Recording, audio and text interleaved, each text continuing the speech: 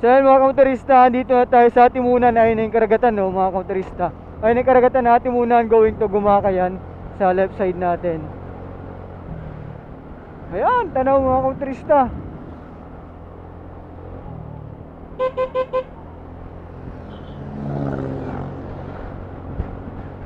Ayun na mga kamotorista, ayun ang sign na papasok na tayo ng Bicol, yung karagatan na yan. Woohoo! Let's go! Gumaka Quezon, let's go! Ay, may tuta, puta. Selfie tayo, selfie? Ha? Selfie? Let's go, let's go! Doon tayo, hanap tayo ng spot. Doon sa dulo. Ayun mga kamotorista, dito na kami sa Gumaka. Nag-stop over lang kami dito. Ito yung karagatan ng Gumaka. So, pahinga lang ng saglit. So, ayun mga kamotorista, dito ay dumaan sa bypass road. So, may tinuro sa atin si Google Map. So, nasa bypass road tayo. So, lalabasan na natin ito boundary na ng Bicol yata, kung di ako nagkakamali. So, check natin. Sinundan ko lang yung Google Map. So, maluwag ang kalsada dito kasi bypass to and walang masyadong dumadaan talaga. Bundok nga lang ito mga kamotorista. Tulad ito, nag-aahon ako.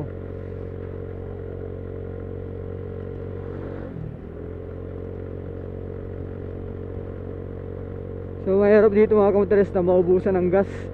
So, paubos na yung gas natin, oh. So, kailangan makahanap tayo ng papagasan natin kasi nandito tayo sa bypass road. So, talagang walang tao. So ayan, gubat yung paligid. Huwag lang gas.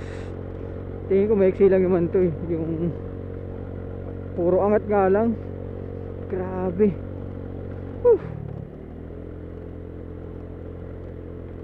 Kaya ito may watawat dito. Puro angat mga kamotorista. Grabe yung bypass to.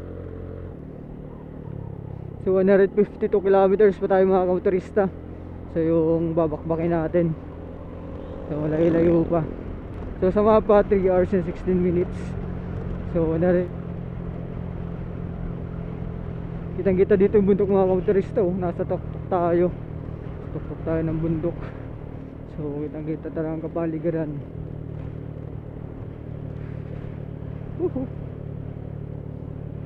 Grabe, kung kanina pa angat, ngayon naman mga kamotorista, pababa tayo.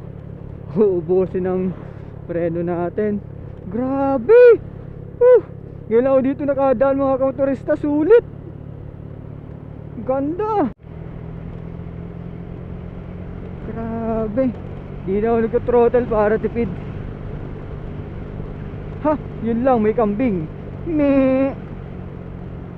Yun lang, pag biglang may tumawid, talaga mihi. Dahan lamang tayo. Grabe, nasa tuktok kami ng bundok. Pudpud ang preno sa likuran. Pero ang sarap magpatakbo mga kamotorista. Sobrang luwag. Hindi na ako nagtuthrottle eh. Grabe, hinahayaan ko na yung motor ko. Sarap. Nakababa na rin.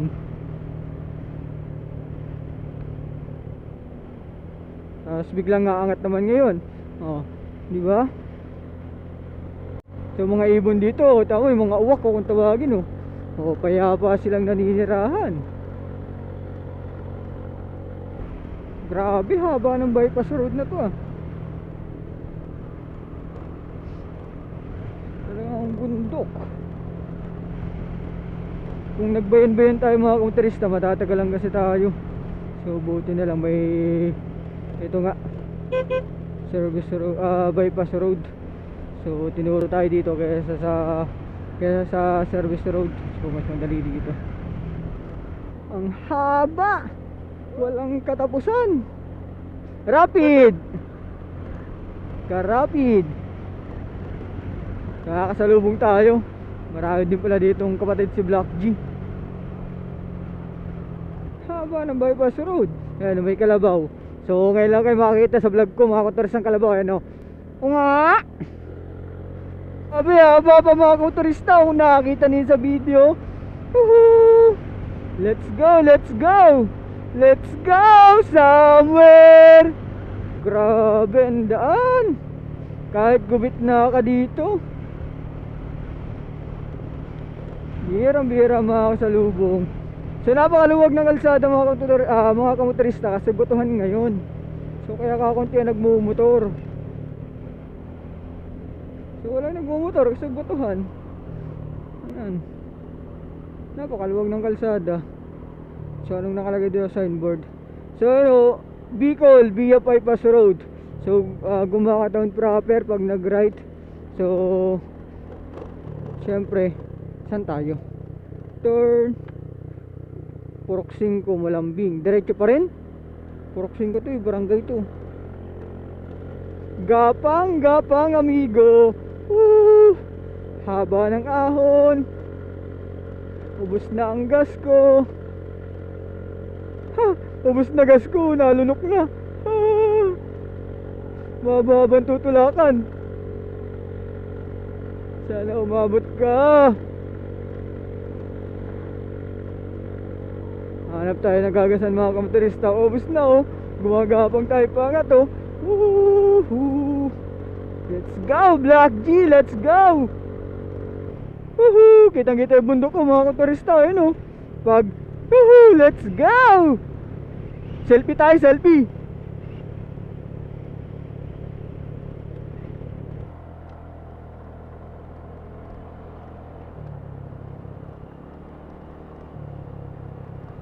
Ang ganda oh.